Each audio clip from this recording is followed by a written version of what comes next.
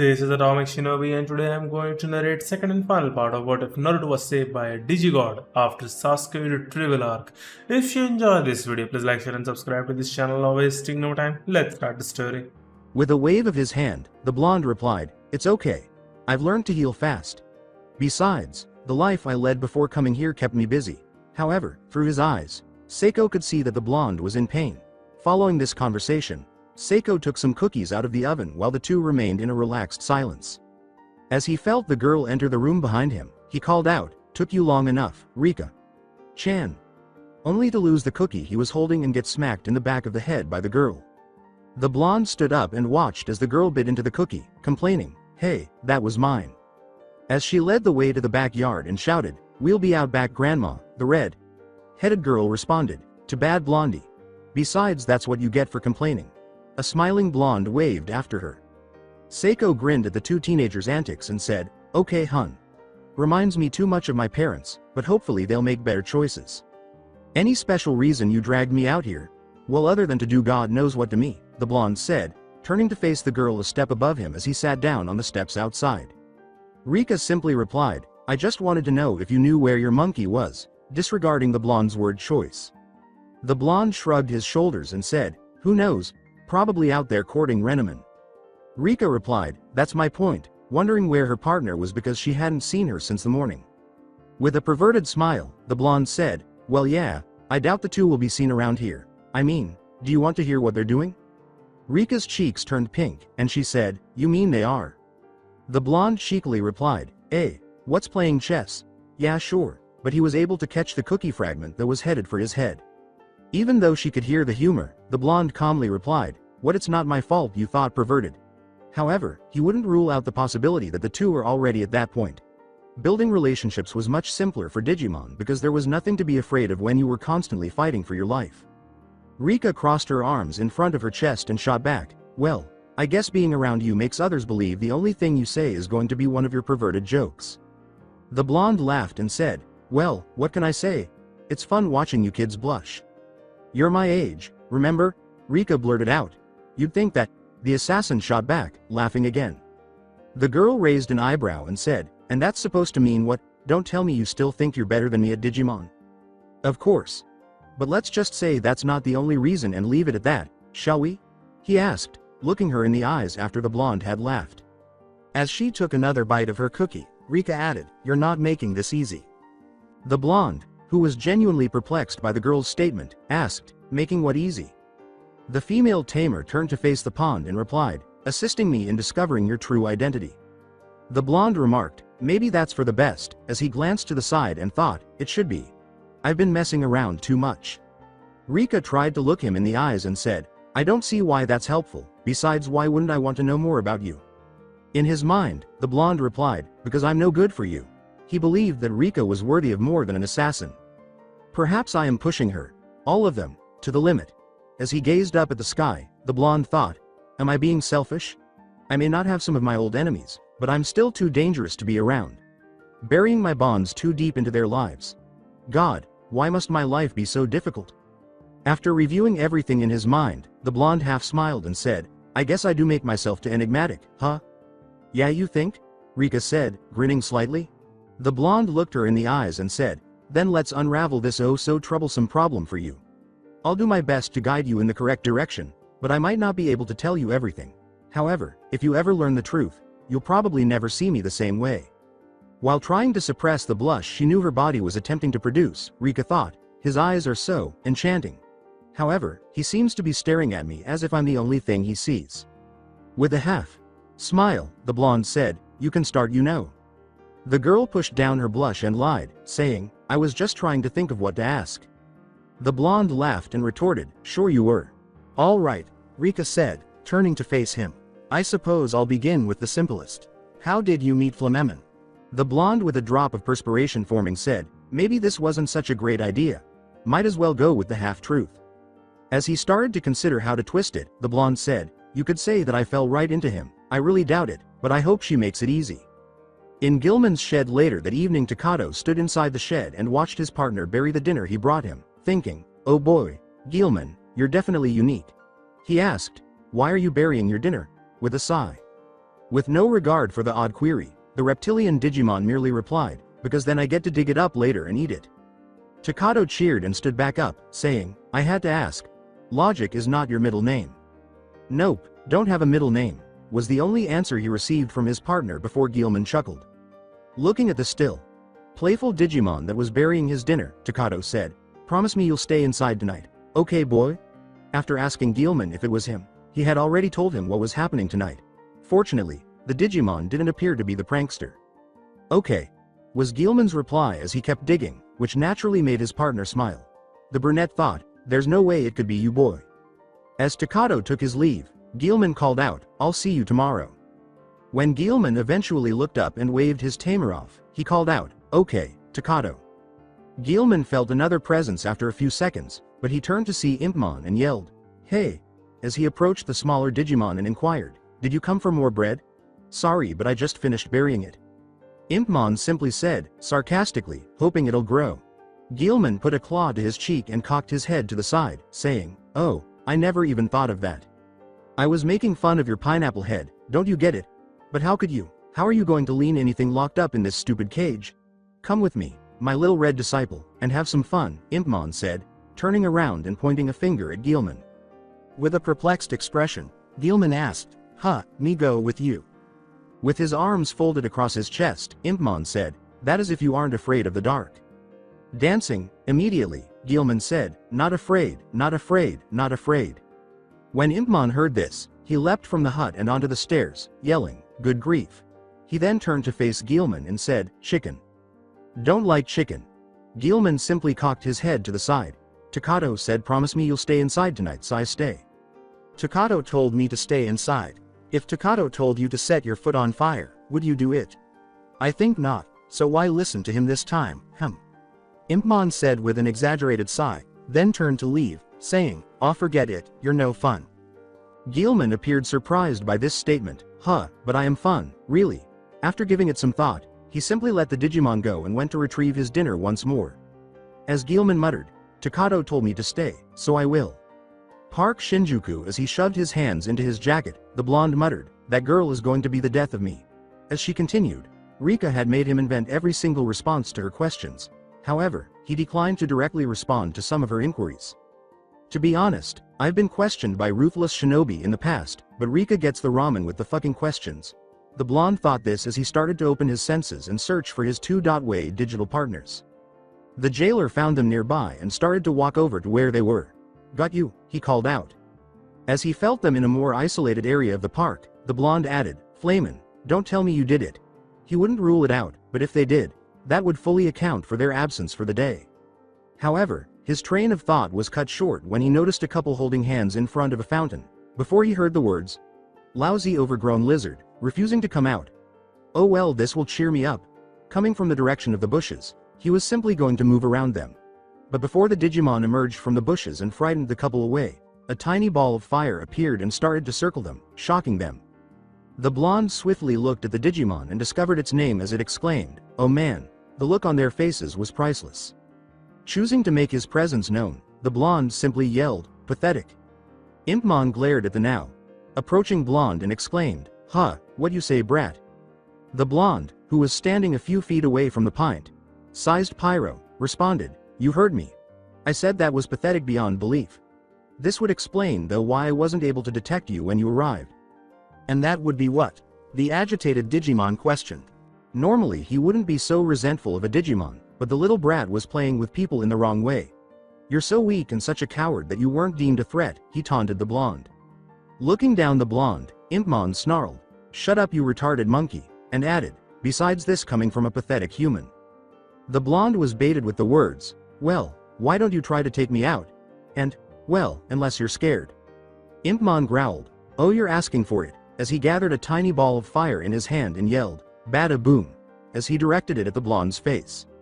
The blonde laughed and lifted his right hand, catching the ball a foot away and shocking Impmon.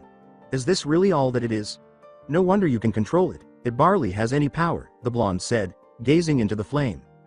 After observing the blonde continue to ignore his attack as though it were insignificant, Impmon became enraged and said, you're really starting to annoy me, you snot-nosed human. The blonde remarked, That's what I was aiming for, as he started to feed the flame with his own chakra, making it grow hotter and bigger. Now I'm going to guess that you've been the one causing chaos in the park. Impmon gazed at the enlarged attack and asked, and if I was? When he saw Impmon's irate expression, the blonde responded, I'll let you live for the time being, Impmon. As I previously stated, you are not a threat. But attract too much attention that it will cause me and the others trouble, and I won't hold back. With that, the blonde threw a ball of fire at Impmon's feet, creating a tiny crater.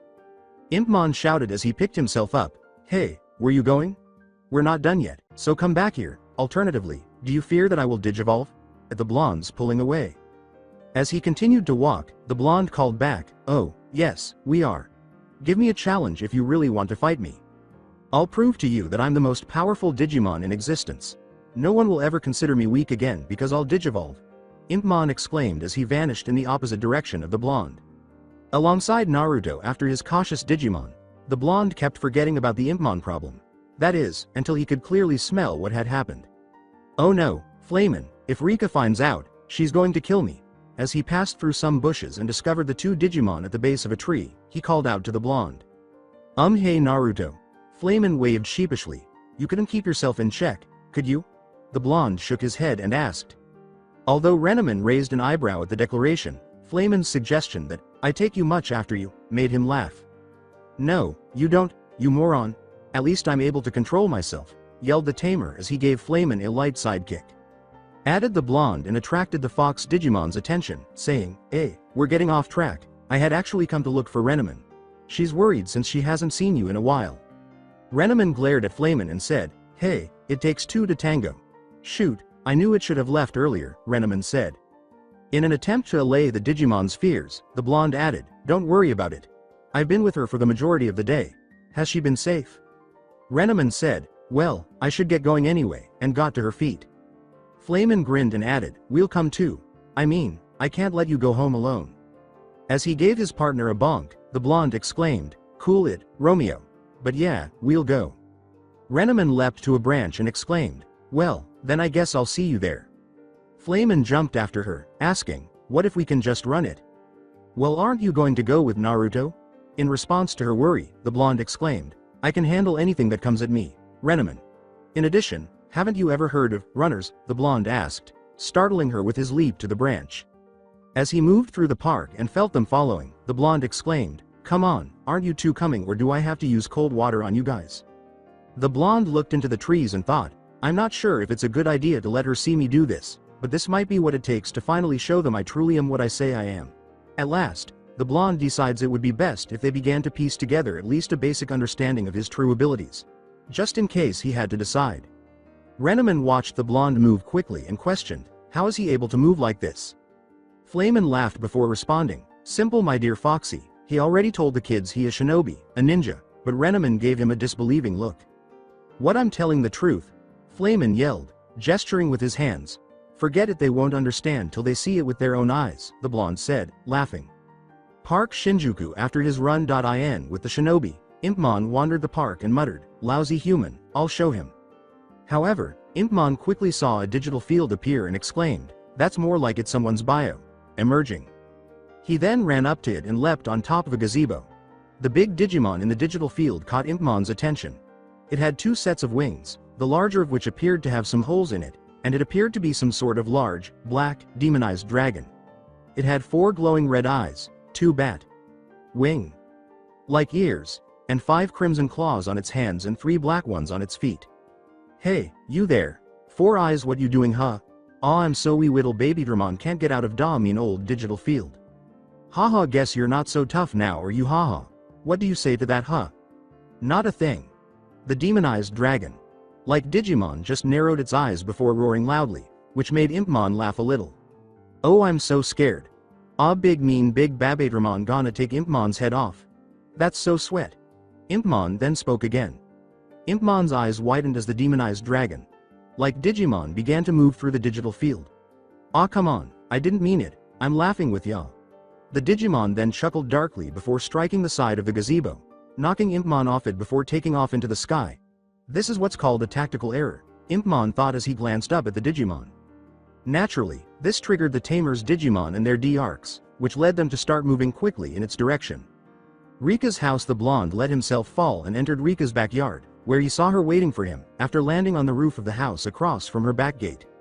Rika approached him and said, "Well," the blonde replied, "I always do what I say I'm going to do, princes," as Flamin and Renaman emerged. Renaman approached Rika and apologized, saying, "Sorry, I've been gone." The redhead acknowledged, "It's okay, I've had Blondie keep me company." However, the Digimon's eyes narrowed and the D-arcs beeped before anything more could be said. As he and Flamin made their way to the gate, the blonde remarked, "Seems we got work." As she walked toward the house, Rika yelled, "Wait up," and then, "Grandma, I'll be back soon. I'm going out for some ice cream with Naruto." "Okay, have fun," Seiko called back. As they started to run in the direction of the building, the blonde remarked, "Smooth." Rika continued, "I wasn't lying. After this you owe me." With a perplexed expression, the blonde asked, "For what?" Rika smirked and replied, "For avoiding some of my questions." Flamin yelled, "Come on you guys, we gave to get moving," as they all accelerated. Downtown Shinjuku. Before glancing down over the city, the enormous demonic dragon, like Digimon, flew to the top of a large skyscraper and asked, "Who out there is worthy of me?" Its 4 red eyes narrowed when it saw Guilman sprinting across a bridge toward him. With a dark chuckle, it charged down at Guilman, who merely stared up at it. As the Digimon flew over him and Guilman, Takato ran up onto the bridge and yelled, "Guilman." Takato then drew his D-arc and aimed it at the Digimon. Takato looked up from his D-arc at Guilman, whose golden eyes had turned feral and were letting out a low growl at Davidramon, who was glaring back at him. A holographic image of the Digimon appeared over the screen before Takato read out the information on it. "Wow, Davidramon. Man, he gives the evil eye a whole new meaning. Champion level, virus type, ouch. That Crimson Claw attack of his looks nasty." Naruto and the others had just arrived on the street directly beneath the bridge when they noticed Davidramon. When they looked up at the bridge, "Renaman," exclaimed Rika. Renaman phased in behind Rika as she was ready to draw a card from her deck, saying, "Not this time, I can't. This is Guilman's fight." Rika raised an eyebrow and questioned, "What, why?" The blonde shrugged and said, "It's a warrior thing, Rika," leaning against Flamin, who replied, "Yeah, that sounds about right." Rika remarked dryly, "That's so stupid," but before anyone could respond, Henry ran down to them and yelled, "Naruto, Rika, where's Takato?" "Up there," was Rika's response when Naruto raised his head toward the bridge. Looking up at Davidramon, Terriermon remarked, "Right in the line of fire, haha." Henry simply responded, "That doesn't help," with a cry of, "Pyrosphere." Back on the bridge, Guilman charged up a red fireball and hurled it at Davidramon. Davidramon just swatted the attack out of the air with his right hand before it flew into the air. Before swiping a card through his D-arc, Takato glanced down at it and said, "Digimodify. Power, activate." Guilman turned to face Davidramon, who was now floating in the area. Then, with another cry of, "Pyrosphere," he launched a powerful red fireball at him. Davidramon simply shielded himself from Guilman's attack by wrapping his arms and wings around him. Then, he let out a dark chuckle. With wide eyes, Takato gazed up at Davidramon and said, "Oh man, that should have worked." He then took another card out of his pocket and swung it through his D-arc, saying, "Digimodify. Hyperwing. Activate." Guilman's back sprouted 6 enormous, glowing white wings before he shot skyward in the direction of Davidramon, only to be knocked back down and crash into a wall, which caused his wings to disappear. When Takato sees this, he murmurs to himself, "No way." Flamin just winced and said, "Oh, that must have hurt. You know, I'm beginning to think twice about not helping." Renaman added, "I can agree with that," and shook her head at the two's attempts. "I was starting to expect more from these two, but this is really getting out of control." As he continued to observe, the blonde thought, just in case it does come down to it. A big clawed hand leaps directly at Guilman as Takato takes out another card and swipes it to say, "Digimodify. Speed, activate." Guilman leaps to his feet. When Guilman notices this, he rushes to the bridge's edge before Davidramon knocks him farther back. Speed is useless here. Does he have any idea what he's doing? Oh, for goodness sake, he's his own worst enemy, Rika said, narrowing her eyes as she gazed up at the continuing battle. Then she started to ascend. As he followed her, the blonde added, "I highly doubt he does. Damn kid is letting stress take over his actions." Before hurrying after the two in the hopes that Takato would gather himself, Henry is compelled to concur with them and add, "He's a basket case." Returning to the bridge, Guilman screamed in agony as Davidramon slammed him against the wall once more. When Takato saw this, he yelled, "Guilman," in a worried tone before fumbling in his pocket and saying, I'm running out of cards, oh man. The cards then dropped out of his pocket and onto the floor. He reached for the ground, but someone grabbed his hand and said, "Not this time, kid. It's time you learn to rely on your inner partner's power." Rika seized Naruto's shoulder and remarked, "Now isn't the time for one of your moral challenges." The blonde replied with a slight smile, attempting to convey that he had no malice in his heart. "Of course it is. This is what he's needed for a while now. I want to see what they're made of. I know both of them are strong, but they just need that push to get them farther." "Still, I think we should start helping him out," said Henry. Terriermon added, "Yeah, before Guilman is crushed like a bug." Takato retreated to the cards and argued, "That's not helpful, Terriermon, and this really isn't the time, Naruto. If you don't start helping, then Guilman will be deleted." The blonde said again, "Those aren't really going to help at this moment, you know." Takato, starting to lose patience, asked, "Then what do you expect me to do?" The blonde noticed Calamon clinging to his left leg out of the corner of his eye. With a, "Help him digivolve," response, the blonde. As he looked back at the blonde, the brunette replied, "One problem, I don't know how." Without allowing him to respond, the blonde said, "You're doubting him, aren't you? About whether he's causing all the trouble. It's not him, it's that fucking little douche Impmon. So you idiot, get your head in the freaking fight. Or Guilman is going to be gone for sure." As it turned out, Davidramon had Guilman pinned to the wall and was getting ready to complete it. As soon as the blonde leaned down and tapped Calamon's forehead, Takato yelled out, "Guilman," and unintentionally loaded enough chakra into his D-Arc to initiate the Digi-Evolution program. Digivootion. Guilman evolved too. Red data streams encircled Guilman as his skin peeled off, revealing his data. His body was growing larger and more muscular, hardening of the skin to withstand greater pain. And his inherent strength was being transformed into an unstoppable force. "Growlman," the blonde remarked, "Now that's what I was waiting for," upon seeing the Digimon standing. "I must say that's impressive," Henry grinned and added. When Rika finally realized her hand was still holding onto the blonde, she blushed and pulled it back, saying, "Well, it was bound to happen sooner or later. Good job for once, Gogglehead." Davidramon growled a little and leapt back into the air. Growlman yelled, "Pyro Blaster," as he launched a huge orange glowing fireball at Davidramon. Davidramon was able to avoid the blast just in time, as it smashed into the skyscraper behind him. Growlman began scaling the building's side in an effort to get nearer to Davidramon as he began to fly around it. When Davidramon saw this, he yelled, "Back for more." Davidramon then roared loudly and charged directly at Growlman. The spike on Growlman's left arm spread out and began to glow a vivid blue as Davidramon got close enough. "Dragon Slash!" Growlman yelled as he swung his blade at Davidramon's arm. Davidramon narrowly avoided the blow as the blade went just beneath his chin before he grabbed hold of Growlman. In order to avoid the two fighting Digimons, Naruto and the others fled back down onto the street road below, but the two kept fighting. After giving Growlman and Davidramon a quick glance, Takato remarked, "Well, this is good." The blonde said, "Don't count on it, and then, it's up for him to finish it, it's just been upped more." Rika questioned in a lighthearted manner, "Do you have to be so negative?" "He's simply considering every option," Flamen added, nodding. "Still negative though," Renamon smiled in response. Growlman turned around with his back to Davidramon as Davidramon pushed himself away from him. Then Davidramon flew up behind Growlman, caught him by the shoulders, and flew into the sky while continuing to hold Growlman, saying, "Going up." Davidramon abruptly drops Takato onto the bridge once more, causing him to smash through it as soon as he and the others reach it. When Takato sees this, he looks into the huge cloud of dust that was picked up and yells, "Growlman," before sprinting up to the section of the bridge that has been destroyed and looking back down for Growlman. Growlman opened his eye while still in the dust cloud, and for a moment it appeared to glow red through the dust. Then, he got back up and turned to face Davidramon, who was now sprinting straight down toward Growlman. When Growlman saw this, he yelled, "Pyro Blaster," and released another strong, bright orange and white burst of fire, causing the others to shield their eyes from the light coming from the attack.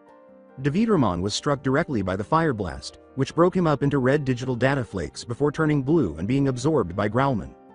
As he took Takato's D-Arc and turned on the Digi-Evolution program, the blonde exclaimed, "Well, time to put this baby back to normal." Guilman shrank back down to size and threw it back at the brunette. "Well, that's that," the blonde said. "How do you do that?" Henry raised an eyebrow in question. "I've told you guys being in business as long as I have been teaches you a few things," replied the brunette. Flamen grinned and said, "Well, this has been fun, but we have to get going." Renamon grabbed hold of him and asked, "Why?" Rika raised an eyebrow. "'Cause Naruto is going to buy us ice cream. You guys want to come?" Flamen exclaimed with excitement. Rika grinned and said, "Oh yeah, I was forgetting about that." The two buyers glanced at their Digimon, shrugged, and said, "Sure." The assassin said, "Flamen, you asshole. I only agreed to take Rika," while he started to scream obscenities at his partner. Rika blushed at the declaration, which made her happy even though she understood what he meant. As the blonde caught Flamen and was strangling his partner, he wheezed out, "Oh yeah. I'm going to order every flavor, then if they run out begin to mix them. And you're going to pay for can't breath," all the while laughing evilly, of course. "Idiots," was what Rika added, grinning as she observed the scene. Hypno Construction, a blonde man wearing sunglasses, said, "This is becoming an embarrassment," as he played with a lighter. He had been watching the fight from his office window, and now he was watching the teens play and converse with the digital vermin. Hey, it doesn't really matter, because very soon, all Digimon will be erased. Before heading to the sofa, the blonde assassin placed an acoustic guitar back on its stand and said, "A frozen heart, that's what I should have. Even if it's to protect them." He detested having this thought, starting to question why he wanted to be with them. In the week following Guilman's Digivolution, he had been moving toward them. He could tell, to put it mildly, that they unquestionably accepted him. He still felt the urge to retreat from them, though. After all, he still had enemies, certainly not shinobi, given his ancestry. Even so, he could think of a few Digimon who would be content for him to be lifeless and frigid. Digimon who wouldn't hesitate to use the people he cared about to inflict even a small amount of suffering. This is most likely the reason he maintained some distance from the Digimon despite considering the majority of them to be family, if not close friends. This would be the best course of action, but he would always fail, even when his ninja instincts told him otherwise. However, instinct would always prevail in the end, and he would erect the obstacles. He leaned his head back, closed his eyes, and muttered, "That's what I should be doing." Nevertheless, he knew he wouldn't. He had no idea why. The mission was all but completed. At the last minute, he and Flamen managed to locate Calamon. "Why don't we grab the cream puff and head for the digital realm? For enhanced security." His shinobi side was urging him to do just that. He couldn't, though, because these kids were giving him a sense of life again. Although he knew there was more to it, he assumed it would be because they were the first people he had encountered. However, putting them in danger at the level he knew he would undoubtedly bring about was cruel and insane. To endanger her, he thought, a frown etched on his face. His refusal to erect the barriers was primarily motivated by Rika. Sometimes she had been in every thought, causing him to make mistakes that he wouldn't have otherwise. He couldn't explain the power she had over him, though, and he doubted she even realized it. He didn't think he would move, but she could break him if she wanted to.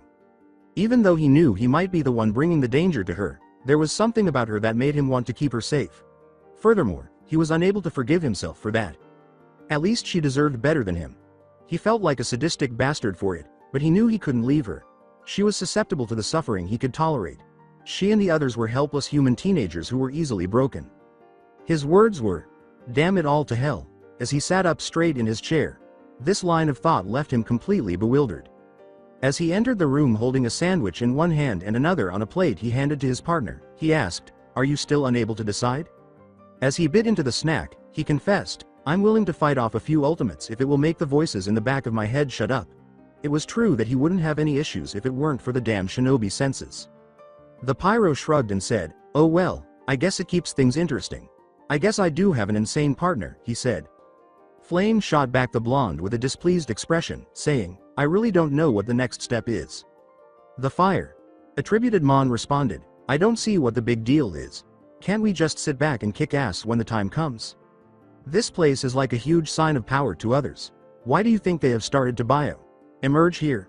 Calamon is attracting them even if they don't know it," Naruto said, placing the empty plate on the small table in front of him. "You don't get the big picture." His partner leaned on the back of the sofa and replied, "So we kick them back like always." Naruto couldn't help but laugh when he saw his partner's straightforward solution. "You know, I actually thought the same thing myself. But we shouldn't put so many people in danger." As he got up, he acknowledged, "I suppose you're right." Knowing that the only other person who could break through his barriers would understand, the blonde asked, "So if I decide to take Calamon back, will you?" without finishing his question. The smiling Digimon replied, "You know I don't back down from a mission. They're too much fun sometimes, so yeah, I would go back with you." The blonde shook his head and shot back, "You're such a child, Flamin."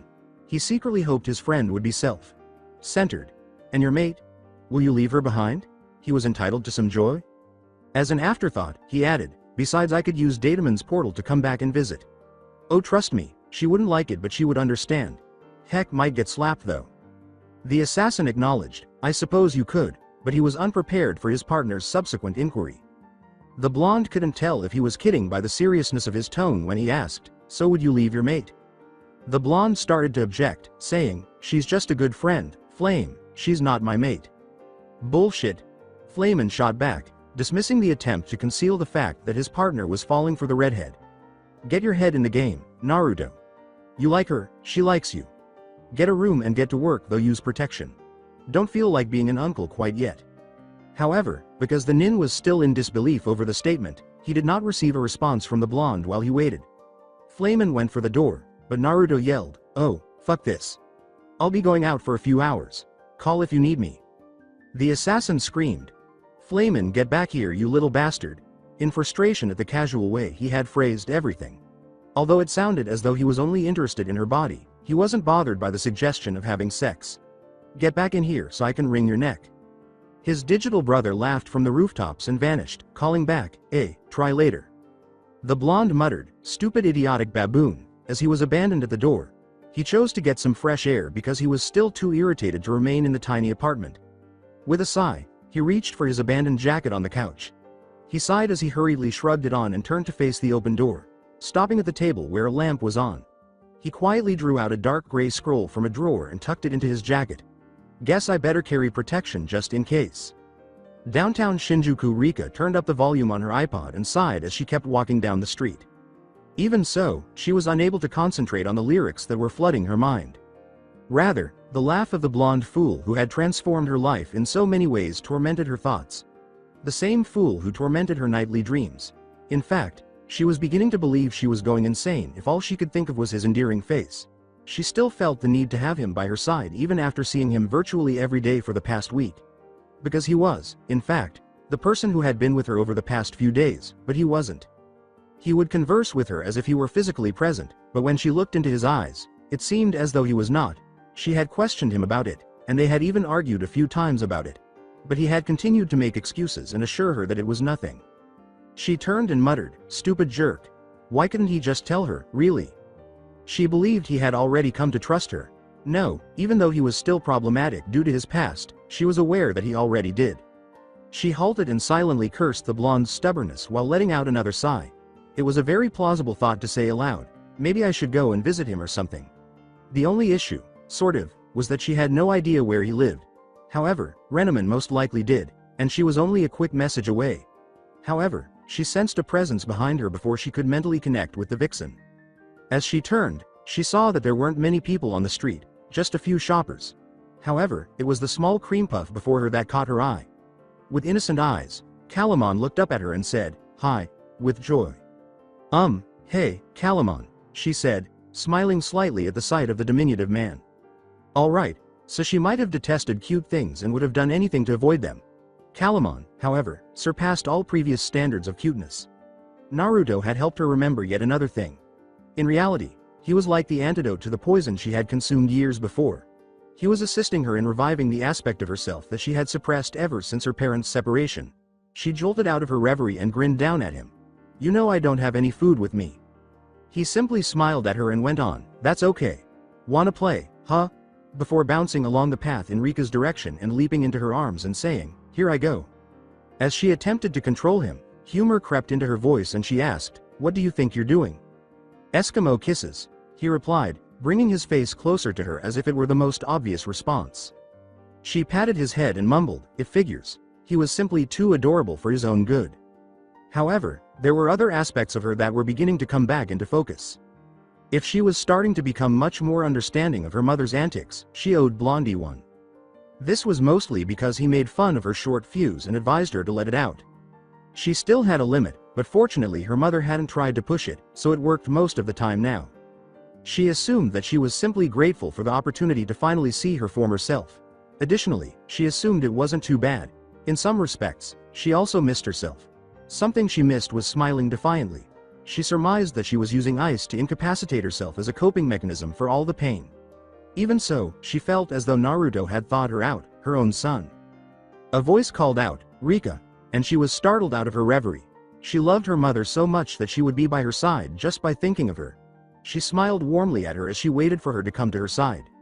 She knew her mother had a photo shoot going on, so she said, "Hey, Mom. What are you doing here? Don't you have a photo shoot right now?" Rumiko could only smile in response to her daughter's desire to be nearer to her. She is overjoyed, despite the fact that Rika had only recently begun to make an effort to contact her. She felt as though she could reclaim the young girl she once had. "Oh, we did, but before we could start, all these people showed up wanting my autograph and asking all these questions. We just couldn't get any work done. So we all decided to reschedule it for later. Hopefully they don't find out this time. Though I guess I have to agree with you that some parts to modeling can be somewhat of a pain." Rika replied, "Yeah, I guess I was, recalling that she had said that once, well, a long time ago. Before she could carry on their conversation, however, she became aware of the throng of people who had started to assemble around them, peering between them and the posters of her mother that were in the area. She could only give her mother a slight smile when she turned to face her, as though to apologize for abandoning her, but she still disliked crowds. "I'll see you at home, Mom." Rumiko returned the call and smiled at Rika. "Sure, hun," she said. She was aware of why she had left. She assumed she inherited that trait from her father. Although she actually didn't mind the crowds, she did occasionally find them annoying. But since she was the one who provided for the three of them at home, she would handle it. However, she hoped that Rika would occasionally follow suit, if only to gain some recognition. These kinds of things could actually lead to opportunities. However, she shouted, "Rika, I think your toy is just adorable," before allowing Rika to go too far. Thanks. We'll have to go. Bye," Rika said, turning back to her mother. She then hurried through the crowd before they began bugging her for other things. Rika muttered, "You just had to be cute, didn't you?" as she looked down at Calamon, who fortunately had been silent the entire time. However, when she felt someone rest their head on her shoulder, she was surprised to hear a deep laugh coming from behind her. Naturally, this caused her to freeze, and she was on the verge of punching the bastard who had the audacity to do this. "Yeah, the little monster is definitely cute. Though I can't say he's the only one. But I guess I would call you beautiful," she said, pausing as she heard them say. Rika stepped forward to turn around and face him, asking, "Don't you ever get tired on hitting on me?" She couldn't help but smile when she saw him. She felt whole again, somehow, when he was close, as though he were the only one capable of mending the shattered fragments left by her parents' separation.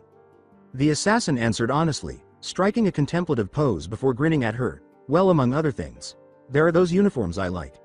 I can't say I do. Guess I just love seeing you blush." Rika couldn't help but smile when she realized that he was totally on board with her. "You know you really are a perv," she said, adding, "I guess I can see where the monkey gets it from." Despite her support for Renneman's choice, she wasn't certain how committed they were to each other. However, her mother instilled in her the value of taking her time. As he raised his arms in defense, the male tamer retorted, "Hey, I am completely innocent. In fact, I told him not to rush things. He's the bad influence." With a humorous tone, she questioned, "So that gives you the excuse to run around and try to romance girls?" He explained, "Funny thing about that. I don't do this with many girls. I in fact just you." And then he moved forward until he was practically pressed against her. "So do you want to be romanced, Rika?" he asked in a whisper. She managed to contain her blush, but she could hear her heart pounding with anticipation, so she asked, "Seriously, do you plan all of this?" He gave her a lopsided smile and said, "No, guess that I'm just a natural." He could hear her heart skip a beat. Yes, there were times when the advance hearing was fantastic. She started to walk down the street and felt him fall into step next to her. "You know I'm still ticked off at you," she said. This should divert him from playing with her mind and hurting her feelings. He could tell she was acting angry, so he asked, "For?" As she repositioned her grip on Calamon, she only replied, "Can't list them all. Though at least you fixed one," she said. After giving it some thought, he realized. He assumed that he was a fool for believing that he could get away with it in her presence. "So you noticed," had sounded more like a declaration than a query. "Yup," was her succinct response, and then she asked, "So you going to tell me why?" The blonde felt he had no other option. For the first time since the blonde joined them, Calamon had spoken up before he could respond. He cocked his head to the side and said, "I don't get it. Is he in trouble or not?" He sincerely hoped the answer was no. He hoped to play with Flamen and him once more. Naruto turned to face Rika and asked, "So am I free, princess?" while grinning at the Digimon's naivete and cunning. I don't know, Calamon. In an attempt to elicit as much information as she could from him, she responded, oh, I don't know, the list is pretty long and you've been ignoring most of my questions. Knowing that she was still attempting to piece together his past, he muttered, I guess I have. Huh? So how about I treat you to lunch? My treat. Calamon started to wriggle in the female tamer's arms, exclaiming, yay, food, at the thought of food. She added, I guess you got your answer, because she didn't think it was a bad idea. A little after lunchtime, it was. He started to see some movement behind them and asked, any specific place you want to go? Rika said, no, not really, but then she saw who was behind them. Maybe a place with a little more privacy, she said. Damn, why had they to ruin this moment? Over the years, she had come to despise them. They were most likely one of the factors that caused her to spend so much time in ice. That was preferable to witnessing and learning about her parents' final years of marriage. The paparazzi are stupid. Still, she couldn't figure out why she hadn't seen any of them with cameras out. However, she assumed that they couldn't handle seeing her with a boy of all things and genuinely enjoying themselves. However, 2 months prior, she would have scoffed at the notion. The blonde assassin took her hand and dragged her away from the leeches, saying only, yeah. I have the perfect place in mind. He sensed that she didn't like them. Heck, he could see why if they were similar to the foolish fan clubs in the Leaf. These idiots didn't get the message, but most people back home were sufficiently frightened to keep their distance. He could turn and stop them with ease. He didn't think that would look good, though. He could only picture what the scene would look like. Heck, it might make the front page if he did. The boyfriend of Rika Nonaka goes crazy. Yes, that was definitely no, he enjoyed the sound of being her boyfriend, though. But halt his thought process almost as quickly as it started. You think they're going to get the clue and stop chasing us? As she continued to follow his lead, she acknowledged, I doubt it. They're like sharks after the scent of blood. Damn leeches actually chased my mom in her car before. Actually, she was savoring the sensation of his hand on hers. She was aware of how much larger his were, but she wasn't particularly shocked. He was unquestionably the most mature of all the males in his year. At what she could tell was 6 feet, he easily dwarfed Takato and Henry, 2 people she knew were a little tall for their age. She blushed and controlled her thoughts as she said, and can't forget the muscles. If at all, now was not the time for such thoughts. Naruto thought her blush was a sign that she was tired, so he abruptly asked, you getting tired on me? He reasoned that the idiots could attempt to attack them at the rate they were traveling. He therefore started to quietly pulse his chakra around her and himself, a technique that would blur the images. It's a really helpful method. No, was her prompt reply as they turned left and discovered they were in an alley that led nowhere. The 9-foot wall obstructing the exit was the worst of all. Oh, just great. Now what, Blondie? He pulled back a little, put his arms around her, and carried her bridal style. Simple, I do all the work now, he replied. He knew his plan would succeed, so he hoped it did. His only concern was that the others might think his stunt was feasible. But after giving the idea some serious thought, it didn't seem like much. They just wanted to be able to get rid of them. Without hesitation, he leapt onto a dumpster that was partially off the wall and proceeded to jump on the remaining trashed dressers, ironically creating a step-like path for himself in the process. He used a small amount of chakra to make the dressers fall back when he reached the height he thought the others would think he could reach. He yelled back, see ya, freaks, before leaping to the opposite side of the wall and landing soundlessly.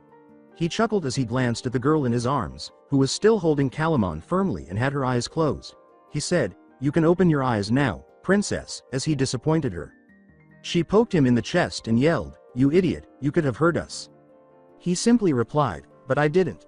Besides, Calamon seemed to enjoy it, and he took her hand once more before guiding her down the street to an Italian restaurant where they had previously dined.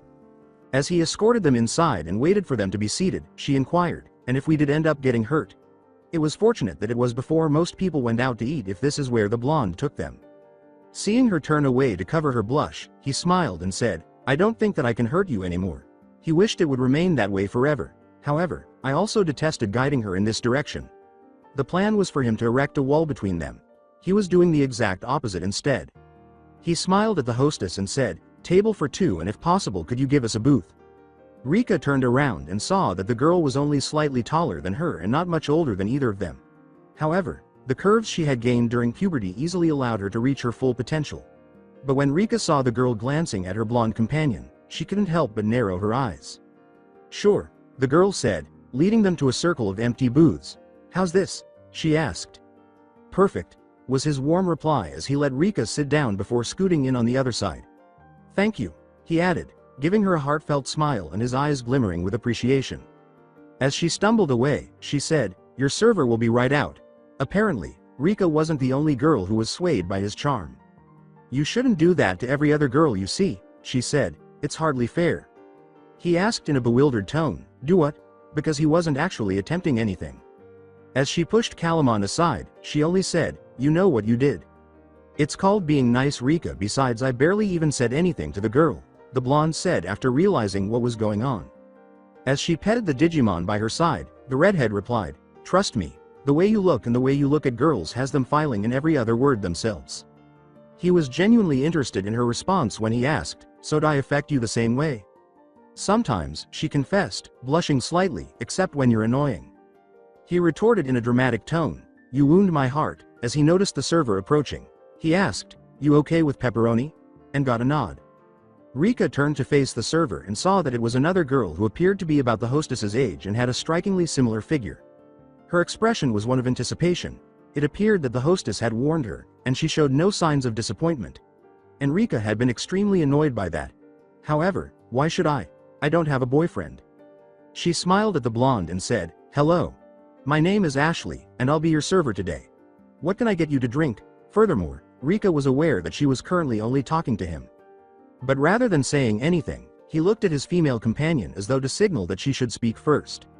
With a smile, the vixen tamer said, "I'll have a Coke." "2 Cokes, he clarified, adding, "and I suppose a little pepperoni pizza." With yet another needless smile, she reassured him, "I'll be right back with that." However, he kept his gaze fixed on Rika and failed to notice it.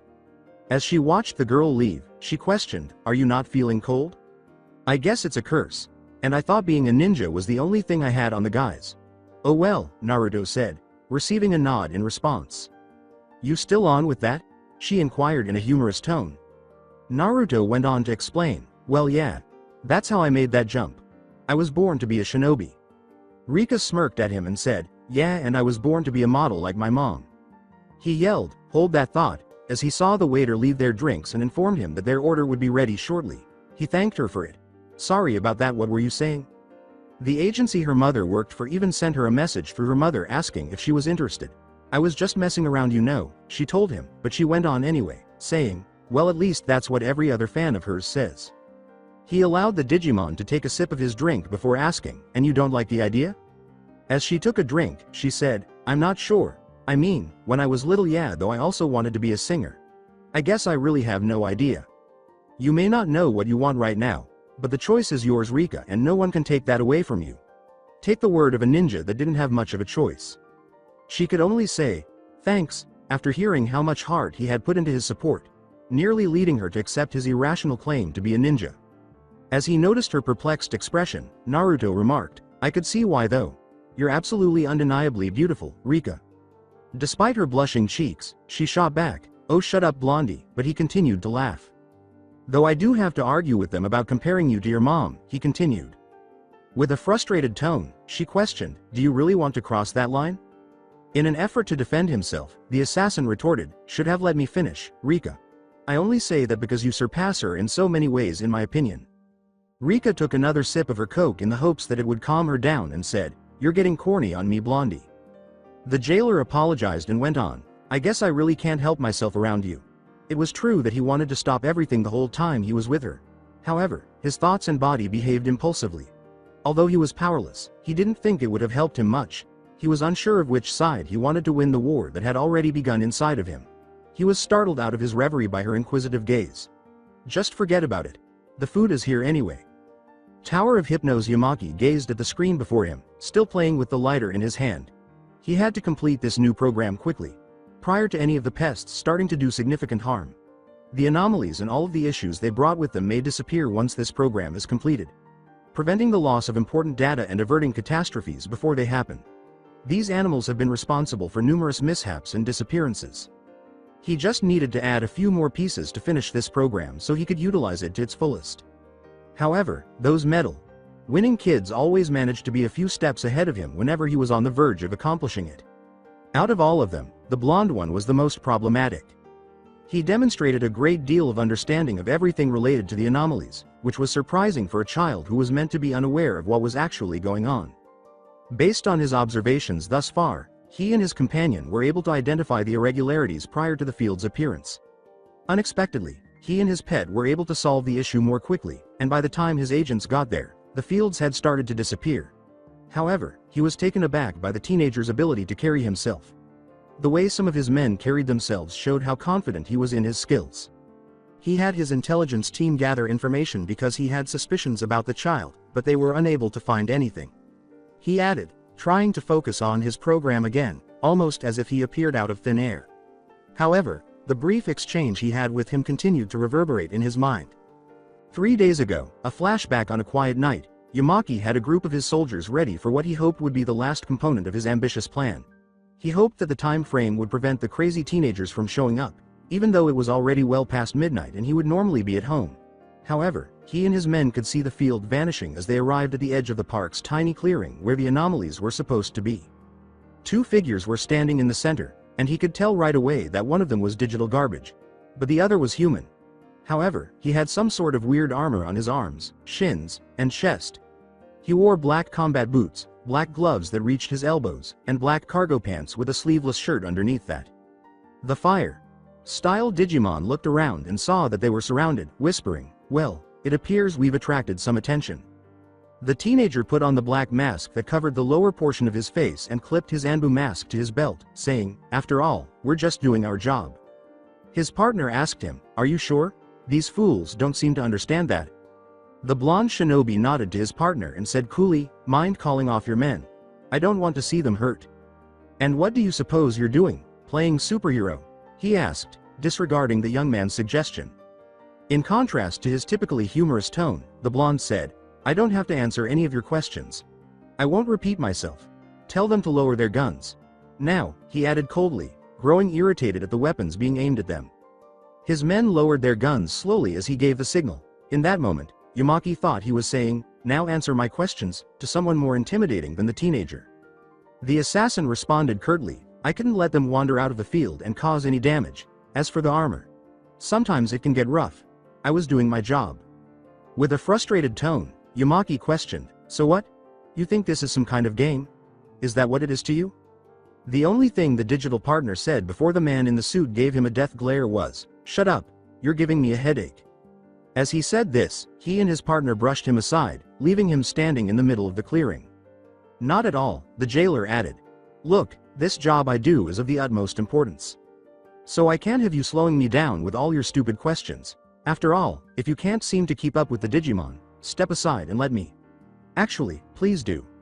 I have enough to worry about and I don't want to add protecting you and your men to." And they fled to the trees before they could reach the edge. Naruto didn't try to conceal this because he thought Yamaki might be intimidated by it. He was, after all, growing weary of having to control himself. The end of the flashback and alarm jolted him out of his reverie, and he turned to see his operators working feverishly to process the incoming data.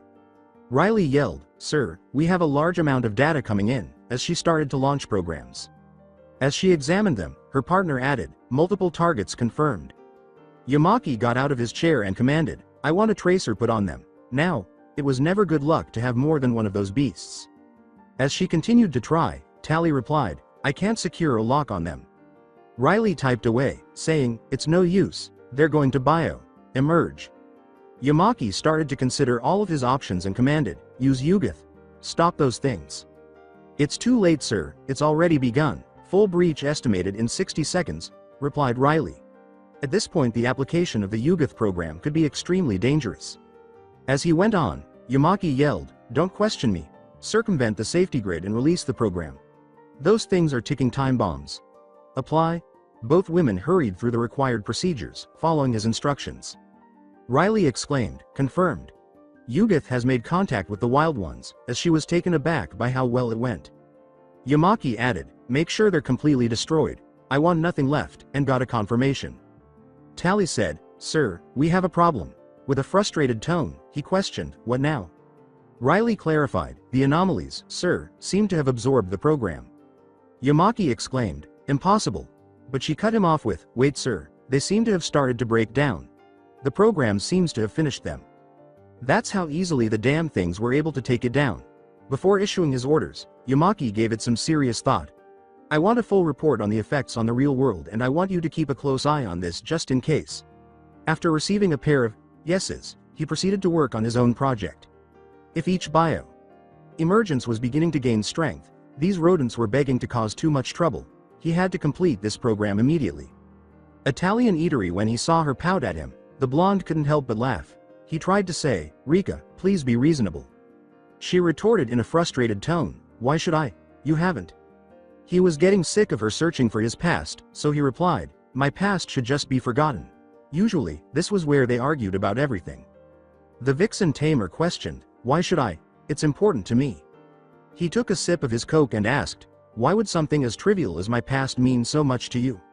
I just don't understand why you're so protective of it, Rika replied, holding her hands out in front of her while watching Calamon consume the last piece of pizza. After a moment, Naruto informed her, my life back home is a completely separate thing from now. Some things are best left to sink into the shadows, Rika. The female tamer said, you keep avoiding the direct question, but she felt his hands encircle her own.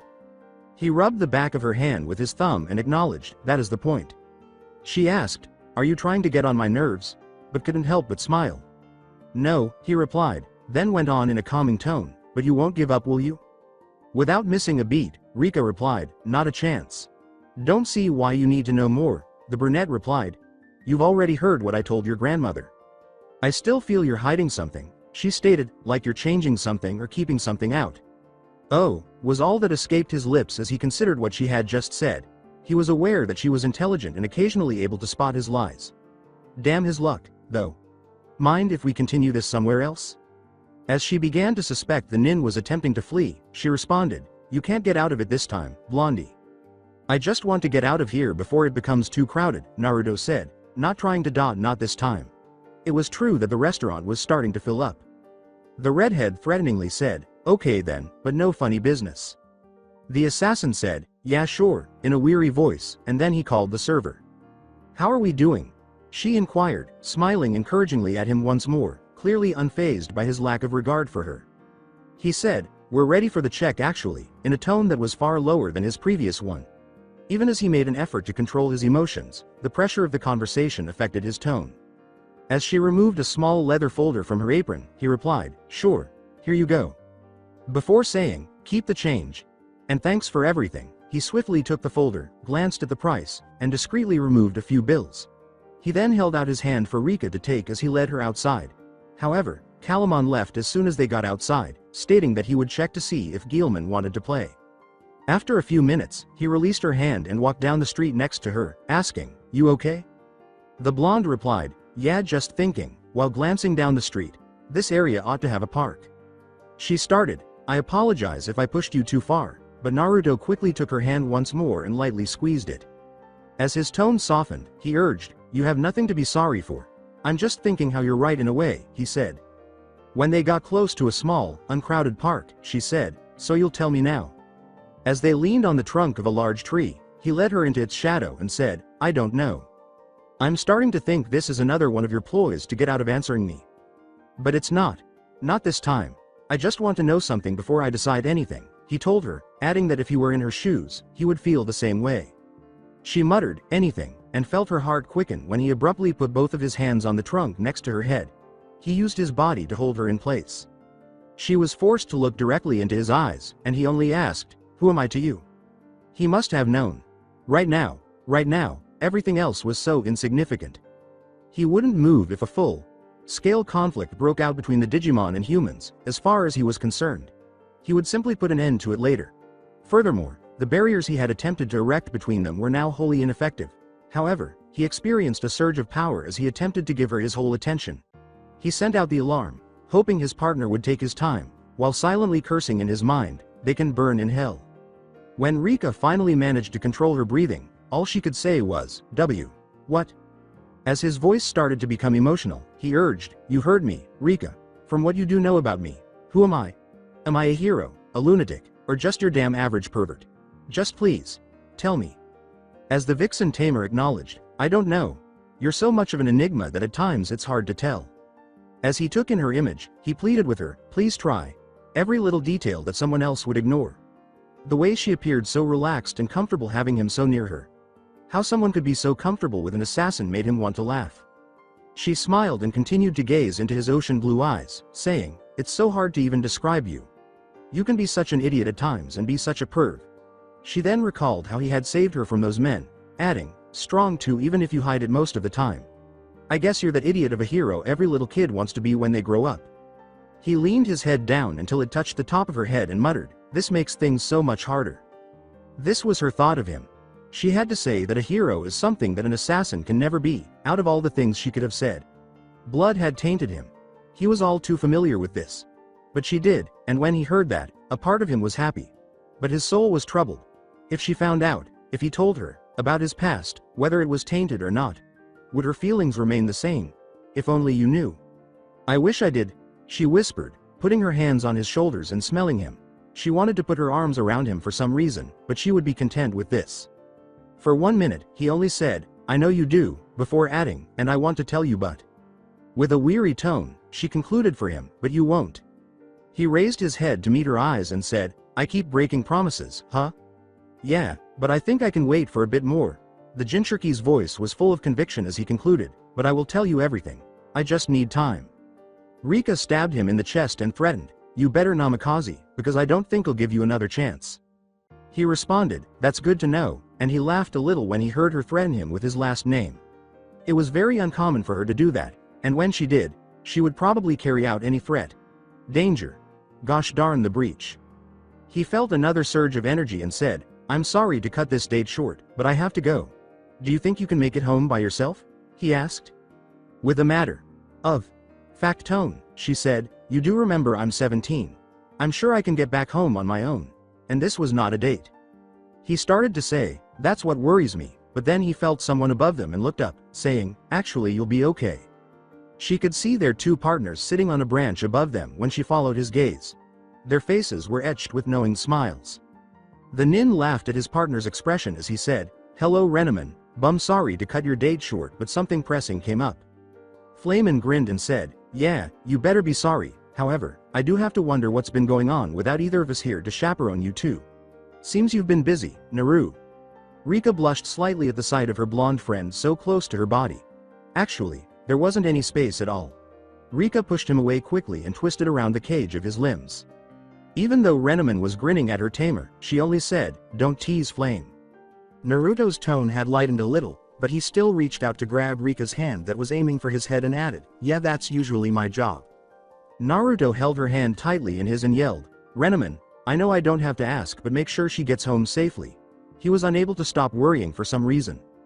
The fox assured him, "Don't worry, I will," as she and Flamen rose to their feet. The fire style Digimon said, "Well, we better get that job done quickly," as he hurriedly kissed Renaman and jumped down. Rika said, "Job?" as the blonde released her hand. Flamen grabbed hold of the blonde and said, "Nothing to worry about. We just have to do some cleaning up." "I'll see you later," Flamen said, and then he took off in a burst of speed that left no trace of either of them. Renaman couldn't resist asking, "So how was your date?" after leaping down from her perch. The only thing she could say was, "It wasn't a date," as she turned away, her cheeks red. Though it was kind of nice. Rika is a few blocks away. With his partner gone, Flamen declared, "This is as far as I'm carrying you," in an empty alleyway. The young blonde retorted, Yeah, I can get around on my own now," as he moved away from his friend. "Just didn't want to take too much time finishing the job. And it's not like I can just move at my shinobi speed in front of her." "You just won't, idiot," said the demon, looking mon, "but of course you can." The blonde sighed and said, "I don't need to freak her out at this point. Let's get moving," he said, leaping up towards one of the fire escapes and using it to launch himself higher. As they reached the summit and prepared to head towards the anomaly via rooftop, his partner questioned, Why you stop?" The blonde murmured, "Something's off," as he produced the gray scroll from inside his jacket. The power spike, it wasn't like usual. As he examined the item and was fully aware of its contents, his digital partner questioned, "So you really going to need that?" As he unfolded the scroll, the Jinchurki replied, "I don't have that much of a choice. I can easily say multiple targets. Strong ones too," he said, "but I could only feel them for a second before they suppressed themselves." The only answer his partner gave was, "Sweet." as he opened the contents and hurriedly undressed until he was only wearing his boxers. He hurriedly started putting on his combat boots, normal gray Anbu armor, a sleeveless black shirt, and his standard issue black Anbu pants. You know, if you want to keep the kiddies out of this, you might want to hurry before their D-arcs give them the heads up. Naruto put on elbow length gloves, then put on a mask that covered his lower face and a duplicate of his original mask. Just give me a second. Besides, the Digimon are already out of the barrier but haven't moved. And with the programs they have right now, they won't find out. Then fastened his pouches and cases for throwing weapons. The blade along his back was the only thing he truly missed, but he was at home with the only one he truly felt at ease with.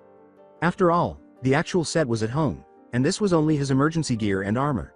He hastily searched his jacket for his old headband before putting it in his pants pocket as he moved to seal his clothes. There. Finally, Flamin said in a frustrated tone, even though it had only taken a minute. "Oh, shut up and try to keep up this time," was the brother's response as he ran quickly enough to avoid being noticed by the yelling crowd. Flamin yelled, "Hey! Wait up!" as he tried to keep up, deciding to simply digivolve and tap into the D-arc in the hopes of catching up. He had to taunt him, but why? However, he felt that the surge of power made it worth it to move so quickly. Park Shinjuku. At Shinjuku Park, Takato, Henry, and Terriermon were attempting to complete some of the brunette's foundational training. Henry and Terriermon watched as Takato held up a card above his head and said, "Okay, here we go." He then swiped the card through his D-arc and said, "Digimodify. Activate," before turning to face Henry and Terriermon and asking, "So how'd I do?" Terriermon and Henry simply gazed at Takato before Henry shrugged and said, "Not bad." This caused Takato to frown slightly. "Not bad?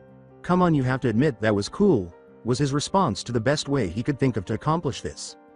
"Let's just work on strategies, okay? Have you heard of combos?" Henry said, sighing as he combed through his hair. He scratched his cheek and said, "Sure, I think I have. That's when you use 2 or more cards at a time, right?" "Right, and if you use them in succession you can get some pretty potent results. It's a good thing to keep in mind," Henry said, displaying 2 cards he had taken out of his pocket. The cards were then returned to Henry's pocket, and Takato responded, "Yeah, that and the other million things you've told me." Henry, speaking from experience, reassured him, "Well, there are a lot of things you still have to learn. And if you don't take the time to learn them, well then I guess you'll pay for it later." Although he was aware of the majority of the fundamentals, he never really thought about them. But be aware that he was aware of Terriermon's genuine desire for this. He was forced to stand by him. Takato abruptly said, "Hey, you know, I still keep on wondering though." "About?" the bunny tamer inquired with curiosity. He returned to his thoughts, asking only, "How does Naruto keep beating us without using any of this stuff?"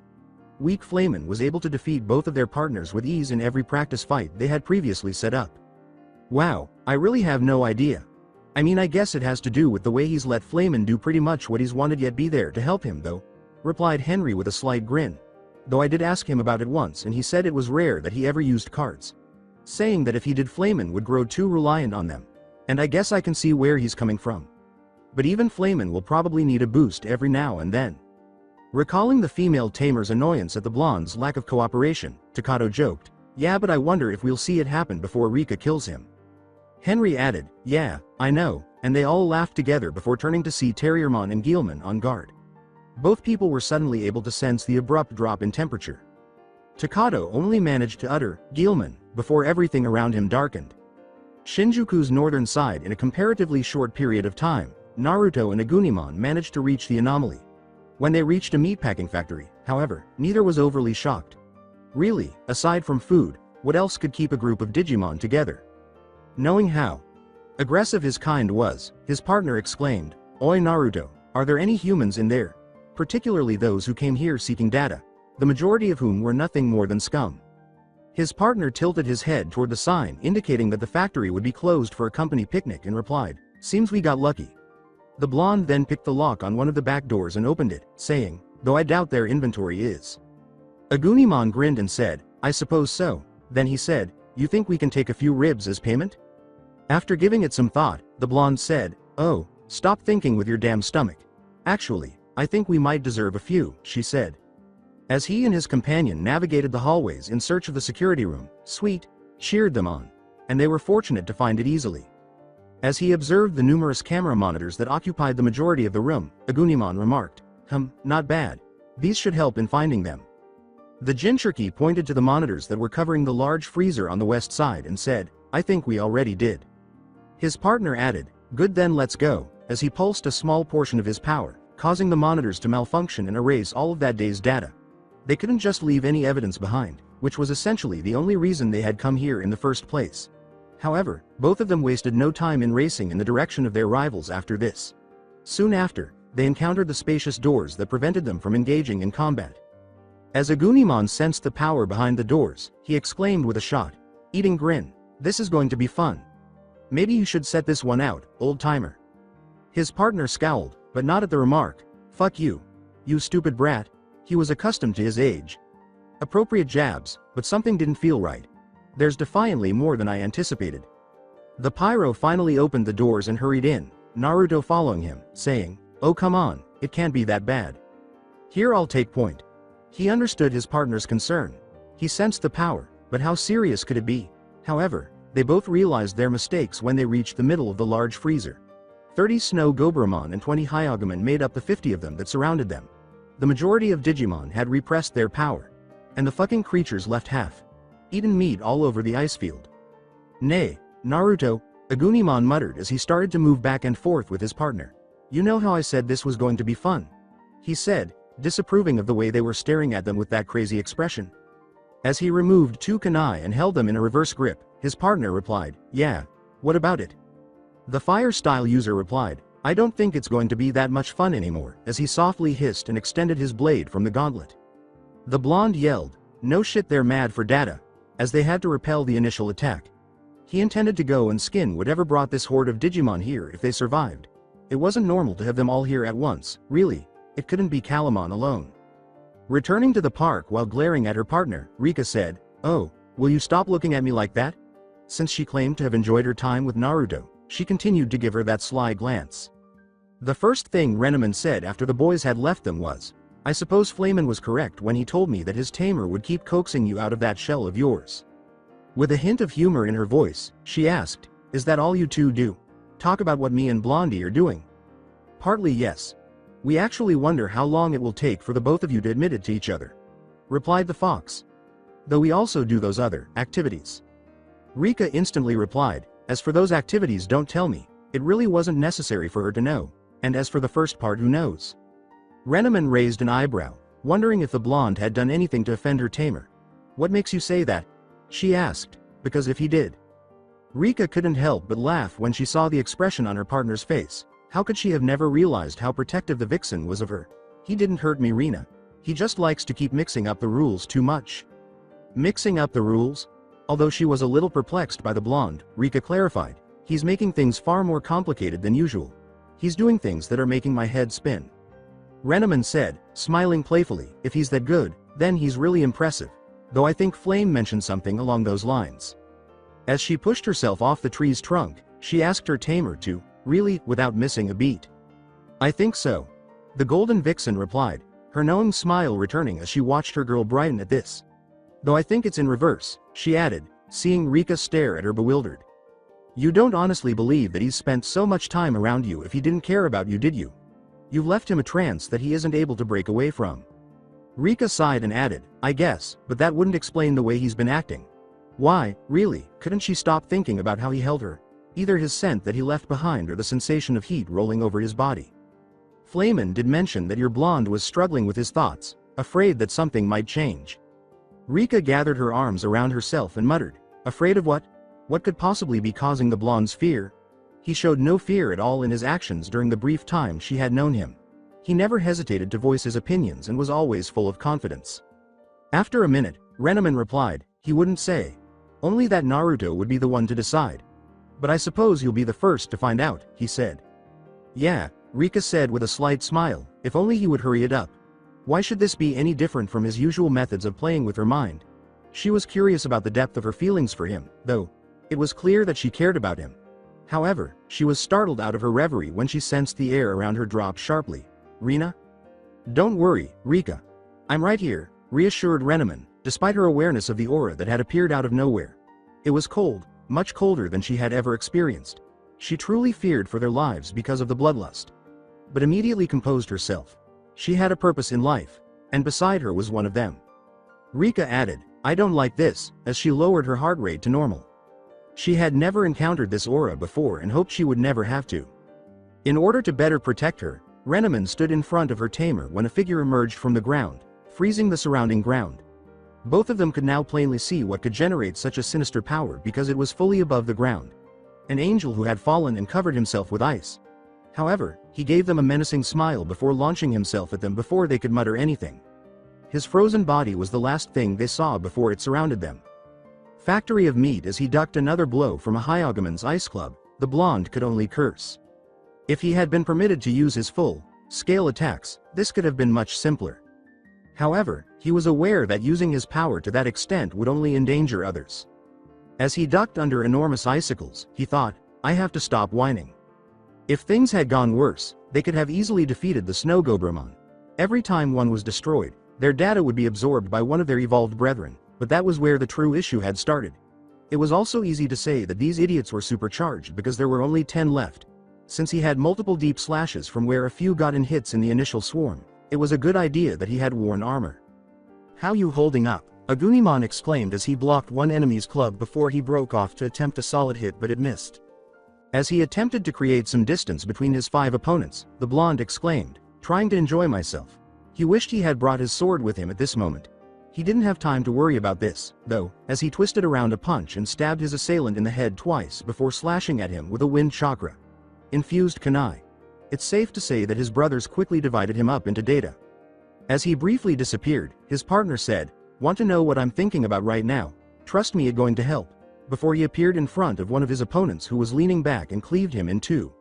His allies ran for his data, forcing him to leap back. Naruto quickly went through hand seals, asking, I know I'm going to regret it, but what? With any luck, this would divert their attention long enough for him to act. Agunimon responded, I just hate that we didn't get here sooner because these bastards ate all the ribs. As he used his pyro tornado to hit his next victim's head, causing him to break his neck due to the force of the blow. The blonde exclaimed, you idiot, prior to using futon. Renkuden, wind release, drilling air bullet. The speed at which the attack was delivered caught 2 of his remaining opponents off guard. In order to create the K's no Yeba, blade of wind, he had to gather wind chakra and use it to quickly decapitate them both. He noticed that he had done the same to one of his brothers when he looked at him. It was both pleasing and disappointing because even when these opponents did take in information, they never became stronger. With no further thought, he flashed behind another, allowing his elemental blade to pierce his opponent straight through before yanking it violently through the side to deal additional damage. But because he was preoccupied, his remaining assailant managed to strike his arm with enough force to launch him into the air, where he regained his equilibrium. The phrase, poor bastards, was uttered by Agunimon as he swiftly killed another Hyagoman by thrusting his blade through its throat. Then, in order to prevent a kick to the face, he swiftly lifted his forearm. Now he was really let down. They wouldn't have been a warm up if it weren't for the overwhelming number of people they had previously held. Since they were all pressed up against the wall, the first swarm had actually caused more damage. However, they quickly fought back thanks to their combined strength and skill. Unfortunately, the Ice Dwellers lacked intelligence and had no strategy due to their current mental state. He drew back his fist, then let loose a fire dragon that engulfed his final victim because he was tired of the game. The blonde exclaimed, this was really sad, as he swiftly dispatched the final ice user by circling the club's swing's end. Upon spotting an opening, swiftly stabbed him in the heart with the wind blade. He supposedly made himself so dangerous that he didn't play around with his victim because of that. He just made it straightforward. His partner agreed, sounding disappointed, almost as though he wanted to be hurt. I know all I got was a few bruises, nothing big, he said. His partner grabbed his arm and let his chakra flow in, admitting, you know you're insane. The fire user retracted his blade once more and added, this was planned. As he surveyed the frozen field, the blonde replied, I know. The question is who? Ice users asked. When did he create an ice? Using enemy. Ice was absent, but there were a number of elemental ones. If they were sent, he didn't think they would be obeying orders from anyone who wasn't an experienced ice fighter. The ANBU's eyes fell on a massive block of ice that was slightly away from them, and all he could say was, should have kept one alive. Usually, he would ignore it, but it appeared to be his signature. Agunimon asked, how'd we miss that, as they cautiously approached it. As they stood in front of it, the assassin responded, the other's data was covering the signature. With caution, he lifted his gloved hand and touched the icy mound. He removed the thin layer of moisture gradually, revealing a fallen warrior. The guardsman was encased in the ice, his arms folded across his chest for self-defense. The assassin muttered, "Cruel way to kill someone," since he was certain that the Digimon was dead. Agunimon stepped forward toward the frozen monster and hissed, "No fucking way, it can't be." His partner raised an eyebrow behind his mask, asking, "What?" Normally, his partner would be more composed in such circumstances. His partner clarified, "Look at the number on his arm, it's him." The blonde exclaimed, "Shit," when he saw the number his friend had indicated. This was unquestionably a longtime friend and fallen comrade. When they last heard from him, he was assigned to the village that Ice Devilman had attacked years earlier. Naruto simply exclaimed, "Start tracking," before he began to make hand gestures and exhaled a ball of fire that engulfed the fallen warrior. He refused to allow him to endure that humiliation any longer. The fire user said, "Already on it," as he and his tamer faded from view, only to reappear outside. Agunimon quickly located a trace and yelled, "Let's move. I have a trail. It's faint, but it'll lead us right towards him." The two swiftly ascended to the rooftops. They couldn't play around with this one because they knew who he was, what he had done, and what he would do to innocent people, so they both took off at full speed without further delay. The digital domain of Ice Devilman as she groaned and announced her return from unconsciousness, Rika thought, "I hate the cold." The last thing she remembered was his frozen body stealing them. "Renneman!" she cried out as realization dawned on her, but when she attempted to move, she discovered that her arms and legs were frozen to the wall. She turned her head to the right and saw that Renneman was next to her, but he was still groggy, and she heard a moan to her left, which made her realize that her fellow tamers were in no better position than she was. As she became more conscious of her surroundings and started to struggle against her bindings, she made a promise to her partner, "Rika, I'll get you out of here." Despite her best efforts, they refused to budge, and she could see that Terriermon and Guilman weren't doing any better. "Henry, wake up, Takato!" Rika hissed at them as she attempted to raise their awareness, but they continued to keep their heads down. "Rika, you should stop bothering them now." As a figure emerged from the shadow cast by the frozen pillars surrounding the field, a chilling voice yelled, "They do need their rest before the real fun starts. Leave us alone." Rika, struggling more with her restraints, demanded as he looked down at her and touched her cheek with his clawed finger. The mere presence of him made her want to flee as quickly as possible. He gave her a crazy smile and reprimanded her, saying, "Sorry dear, but I can't have that arranged. After all, you're my main bait." "Avoid touching her. I couldn't let that thing near my friend," Renneman growled, struggling to attack him with newfound vigor. As if speaking to a dog, Ice Devilman patted her on the head and said, "I don't think you're in the position to order me, mutt. You frozen freak, don't even dare speak to her like that." Even though Rika was ignorant of the warrior code, she could tell by the look of hatred that her friend had pushed the fox too far when she saw how humiliated he was. "Why shouldn't I, then? I was able to defeat the three notorious tamers and their Digimon with relative ease," inquired the frozen angel, grinning amusingly. "All of that talk about the three of you being strong must have been just that." It might be their only hope, but she hoped the other two would soon regain their bearings.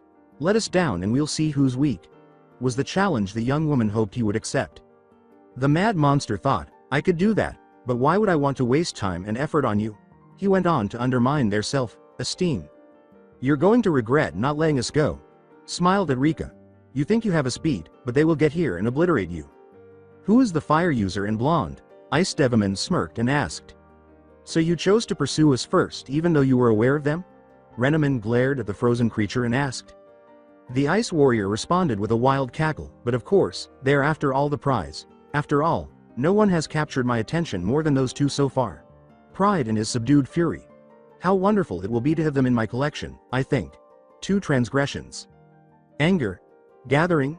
How could he be speaking about them in that manner? Rika asked, trying to keep up with all this new information. "Is it true that you have no idea who they are? Who is that man? What is he?" As he saw the bewildered expression, he cackled again. "Ah, the irony that he cared so much for you and yet he keeps you in the dark," he said. "I suppose it might not have been such a good idea to use you as bait. It's too late to make any changes at this point." "Shut up," was all Rika could manage as she glared at him. She needed to maintain her composure. She couldn't allow her feelings to ruin her at this point. Ice Devilman leaned down and said, "Let me tell you who he is. He is undoubtedly one of the most vicious and repulsive creatures I have ever encountered. His fighting style breaks his opponent before he kills them. The sight of him fighting was truly breathtaking. Which will make it even more enjoyable when I rip him apart. After all, he's become weaker since you were with him, and you're just a burden to him. I should give you credit for that. As she attempted to force Ice Devimon's thoughts from her mind, Rika snarled, "Stop with your bullshit, you bastard. If he's as strong as you say, he'll just tear you to pieces. I have you all here for that reason." He replied, "There's nothing better than live bait," and then he illuminated the entire room. "In addition, as you can see, I have been getting ready for this moment for a while," he concluded, gesturing to all of the frozen Digimon nearby. "How could you?" The redhead acknowledged that she had previously aimed to defeat as many Digimon as she could, but this was simply unthinkable. How could someone defeat so many? As she gazed at all the fallen fighters. "If only you could have witnessed the expressions on everyone's faces when they were subdued by my force." He gave her a twisted smile and boasted, "Hell, even some of them had tamers now, their looks were just perfect." "How did you handle them?" When Renneman noticed that her tamer was still in shock, she asked, feeling intimidated by the sheer number of fighters who had died. "They collapsed directly next to their Digimon." As he floated nearer to them, Ice Devimon said, "Even though I've always wondered what human blood would do to a being such as myself. Every single one asking for mercy, yet each of their deaths came soon enough." He was a foot away from Rika when he concluded, "I guess I could find out tonight." As she started to struggle against her bindings once more, Renneman growled, "Don't you dare lay a hand on her." She could see the fear in Rika's eyes, but the girl eventually attempted to glare back at the monster, albeit doubtfully. "Oh, don't worry," Ice Devimon said smirkingly before turning to face Rika and saying to her alone, "I don't intend to have a taste till he arrives." "Nothing will compare to the expression on his face," he continued, letting out another wild cackle. Rika was only able to close her eyes and think, "Hurry, Naruto. Rooftops with Naruto. Damn, it," hissed the blonde shinobi as he pushed himself farther, so that if anyone looked up in time, they would only see two blurs pass by. He could sense the energies of the others more and more the closer they got to the insane monster. As his power surged at the thought of that creep being close to his mate, he imitated his partner, saying, "Damn him, damn him. Break the seal they put on you." Because he wanted them to arrive at full power, he added, "What do you suppose I've been attempting to accomplish?" Shot back the blonde as he placed his hand over his chest in attempt to overpower the seal that was placed on him. "Damn it, Datamon, you just had to try your new dimensional energy suppressor on me," thought the blonde as he tried to break it. The Digimon had put it on him without warning when they crossed over to the human world. At first he really didn't see a problem since this was supposed to be a low-level mission for him. And it was supposed to keep him in line so he wouldn't be able to use his bigger, more destructive jutsus to their full power. However, he felt he would need them now. "Damn it, no good. I can't get around everything because it will take too long." "Excellent." Agunimon sensed his opponent's power level and said, "Damn crazy Digimon here and my partner can't fight to his full potential." Normally, the two of them could defeat him, but with the other people involved, things had become much more complicated. As the field came into view, the assassin called out, "I'll just have to kill him at this power level." He wished he could go all out, if only to further ensure their safety. "To ensure your safety, Rika," the blonde thought as they started to run up along the building's side towards the people they cared about. Within the field, "I wonder if using you to bring him here was a mistake on my part. Maybe if I cause a bit of pain, he might just hear you," Ice Devimon said, extending his claws towards Rika while glancing down at the girl in front of him. As Henry and Takato had just woken up, "Don't do it," Ice Devimon yelled at them, and both Digimons failed to break free. As he fought against the ice, Takato added, "Yeah, let us down, you coward." His clawed hand hovered over Rika's cheek as he taunted, "Shut up, you useless brats." He seemed to be talking more to himself than to them, saying, "I promised I wouldn't have a taste till he got here, but just the thought is mouthwatering." The power that Ice Devimon had suppressed to prevent his hostages from fainting again was beginning to pour into the room, and because Rika was so close to him, she was bearing the full brunt of it. Rika could only stare up into his ruthless eyes without being able to respond. She couldn't take her eyes off those lifeless eyes, and she thought, "This is too much. It feels like my chest is going to burst. My heart." Her heart was pounding, and she could see his mouth twist into a cruel smirk as he relished the fear emanating from her. All she wanted to do was close her eyes, if only to get away from his image. A faint hiss prompted everyone to turn back to the farthest wall, which was glowing a fiery red, just before his clawed hand touched her face. The glow gradually expanded and intensified, and as the ice melted, a steam that vaguely resembled the one that accompanied each digital field appeared. A kunai flew past Ice Devimon's cheek as the tamers backed up, expecting to see the last two members of their small team as the steam faded into nothing. However, they couldn't continue along that line of thought because a pulse of energy sent through the room caused the steam to be blown away, revealing the two armored beings. They had never felt power like that before, but it was emanating from within the fog that had settled over the figures. With his right hand still outstretched and a faint blue glow surrounding his body, the masked fighter snarled, "I'll kill you if you lay a hand on her." His partner, who had a faint red outline, was next to him. Naruto? Even though the man in front of her was very different from the blonde she was so accustomed to seeing, from the odd armor he was wearing to the aggressive way he posed, was the first name that sprang to mind when she saw him. His voice leveled out until he turned to the demonic angel and yelled, "Don't worry, you'll be safe soon. Now that you've arrived, the real fun can begin." As his power increased, he called out to the ice angel. "Yes, while I rip you from limb to limb." With his blade fully extended and in his hand, Agunimon retorted. As Ice Devilman praised him, he held out his arm to Renamon, saying, "Agunimon is as hot-headed as I've heard, but you aren't my main prey." The ice surrounding her gradually stretched out into jagged points that could pierce her body at any time. "So for your mate's sake, stand down. Additionally, return to your base form." "Teme," was all that came out of Agunimon's mouth as he lowered his weapon, and he was gradually enveloped in red and black digital streams until he was once again in his rookie form. If someone else was in danger, he would try to fight, but he drew the line with his mate. He was desperate to burn the bastard, but he couldn't risk her life. Before the two partners could separate, Ice Devilman was able to sink into the floor in a flash. Taking advantage of the rookie, Ice Devilman grabbed him by the neck and slammed him into one of the walls, causing it to collapse. He then launched himself into the air and pursued him, delivering a devastating blow to the fire element's right arm before Flamen could recover from the devastating attack. Before Flamen could recover, he was grabbed from the ankles and flung back into the debris below. Ice Devilman moved swiftly, reaching out his arm towards the fallen Digimon, causing the surrounding ice to hold him in place, leaving the fire elemental growling in frustration at having to submit to the ice demon's will. Ice Devilman turned to face his main prey and couldn't help but smirk at the shinobi's angry posture, thinking, "So the elemental air falls so soon." As he saw his crumbled opponent at his feet, he knew that this was only because his mate was captured, but a weakness was a weakness he could capitalize on. The masked blonde, trying to control his raging emotions, responded, "Oh, we are, but not in this underhanded way." He could have attempted to assist the others in escaping, but he saw that Ice Devilman's insane control over the ice was putting them at risk of being impaled. "But you have no idea what happens when you do corner a predator, do you?" He called the blonde by the title he earned as a hunter in the virtual world, a fitting title for a shinobi of your skill. He shot back the ice angel, saying, "I'm hoping that you'll show me wrath, unwavering rage." As she gazed at the scene before her, Rika's mind was racing with thoughts like, he keeps calling him those names and Naruto isn't even fazed by them. As if he's used to being called by them.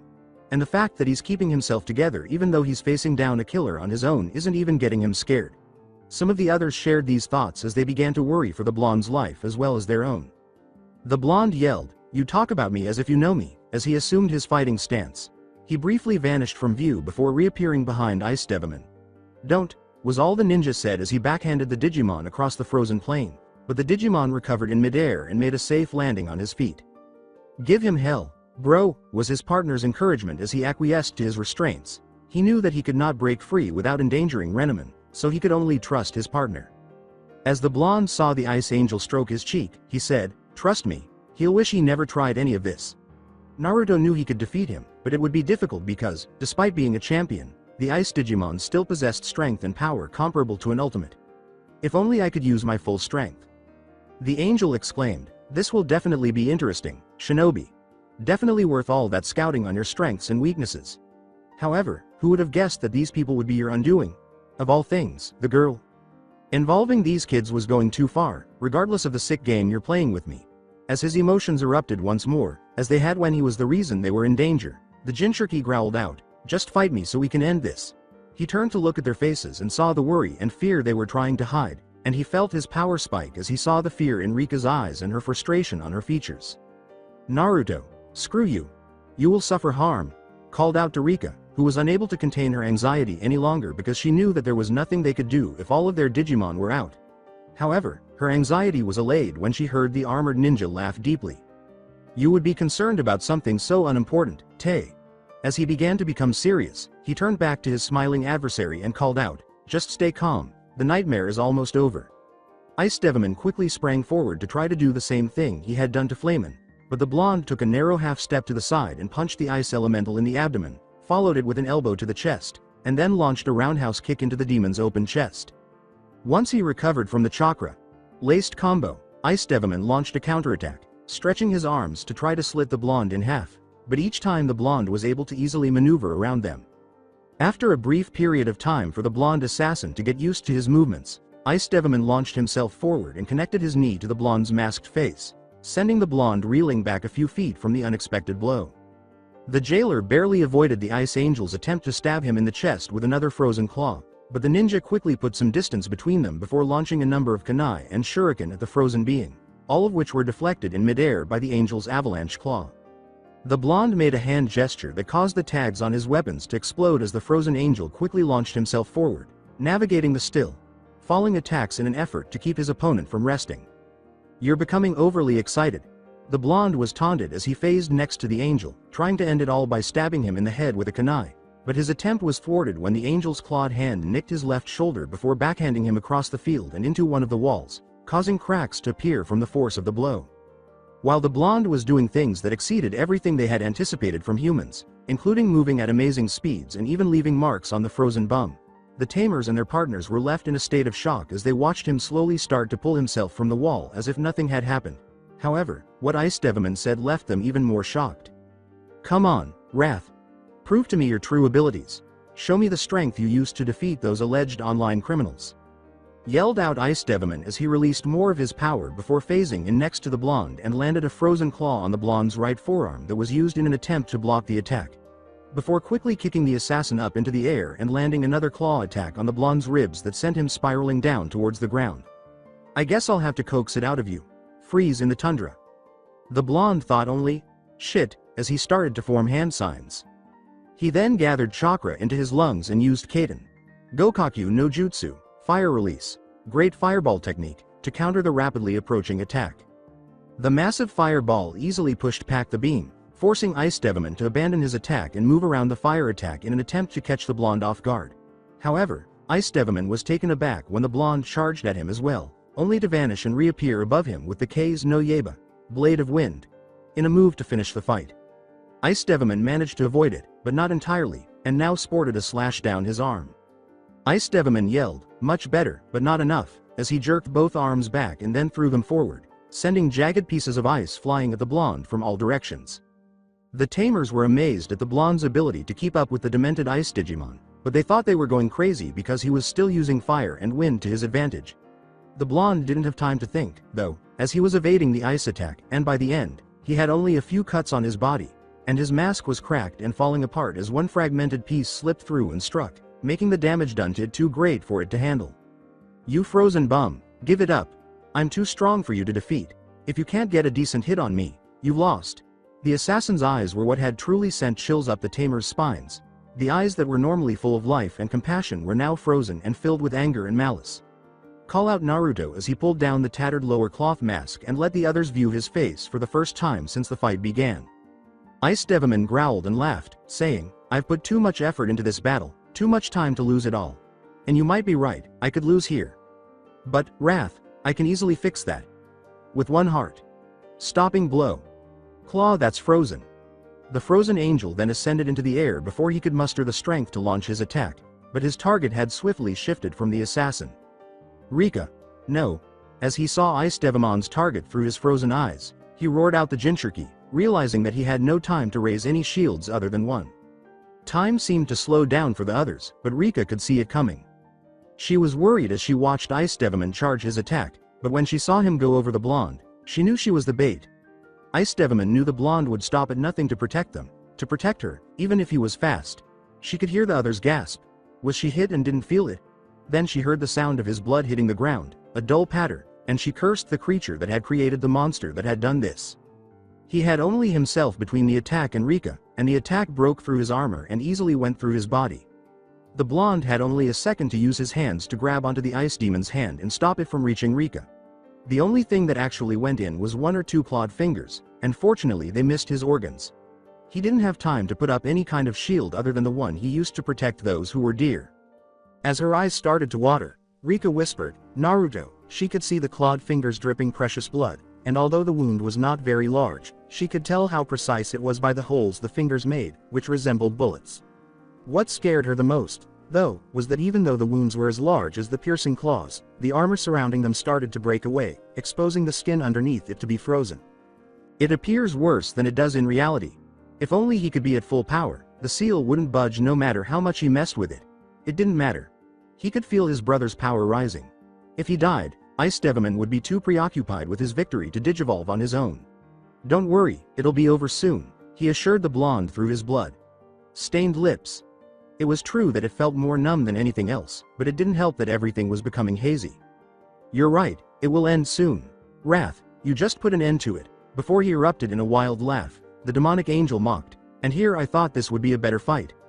Though I doubt your blood will taste as good as Rika's for some reason. Ice Devilman had gotten his wish. The assassin had finally unleashed all of his power, but the power was rising so quickly that he had to yank his hand back from the blonde's grip because it felt like an open flame. He could feel his power spike. He slowly started to move back. Naruto had been about to fall, but the moment those words left the angel's mouth, the dam that had been holding back his power was broken. He could feel the seal shatter, and he could feel his rage go over the edge. The blonde's wounds had closed with a gentle hiss, and the skin had returned to its normal tone as if nothing had happened. The only signs were the torn pieces of cloth and the ripped armor. The blonde's chakra had changed from giving him a faint blue outline to something much darker, taking on a dark blue with gray wisps. Now that it was free, it was tearing around his body before slowly compressing itself while his chakra branched out on his back, forming 2 chakra wings. It's like a fox cloak, but without a foxtail or ears. When he opened his eyes, he couldn't help but smirked when he saw Ice Devilman flinch back. He quickly narrowed his eyes in concentration and grunted as his chakra spread out and removed all the ice on the side of the tamers and their bindings. You believe that your slight power boost will allow you to defeat me? With a crazy smile and fear in his eyes, Ice Devilman asked. Assist you? Asked the blonde as he phased forward and appeared in front of the monster before he continued, No, I'd like to murder you. After sending the ice creature flying across the room with his chakra claw, the blonde grabbed him and slammed him against the floor, creating huge spider-like cracks.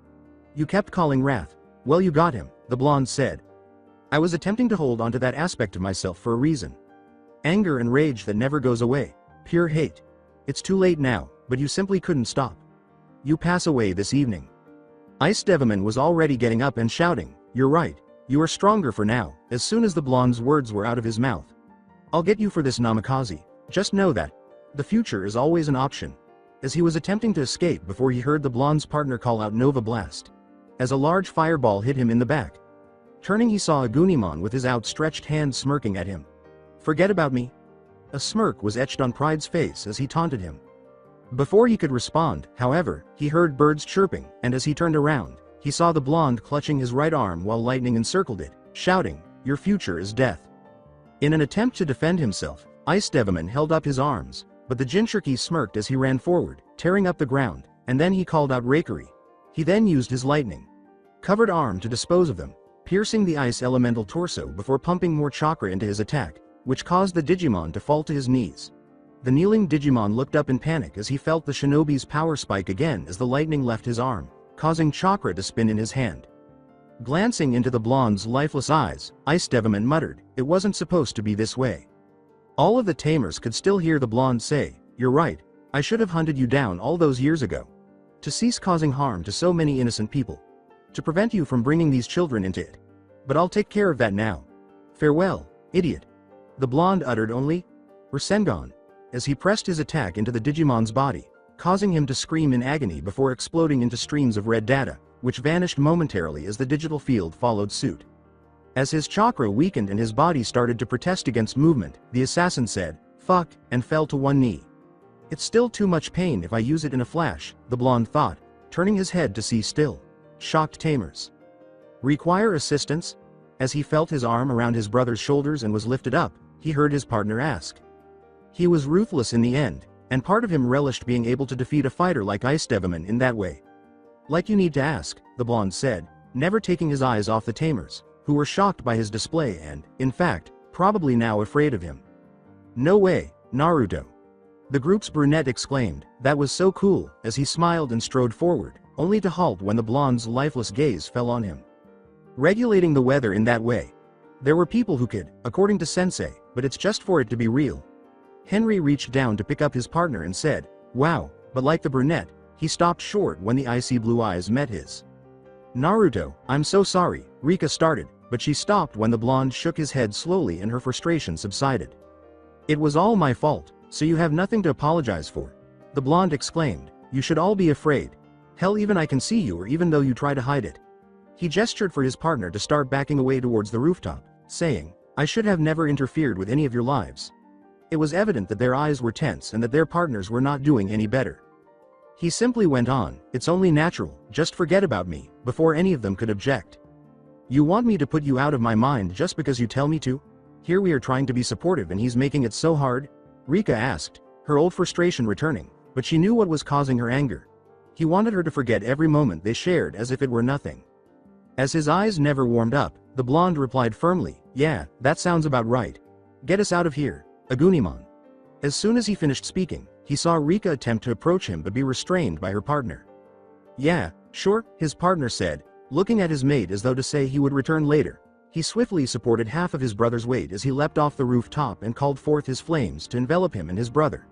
The blonde's final words before they vanished were raspy, "Sorry," leaving the bewildered tamers on the rooftop. Staring at the fading flames, Rika uttered the words, "Damn you, Naruto," and vowed not to let it end this way. That's it for today. I hope you guys enjoyed this great story. See you in the next one.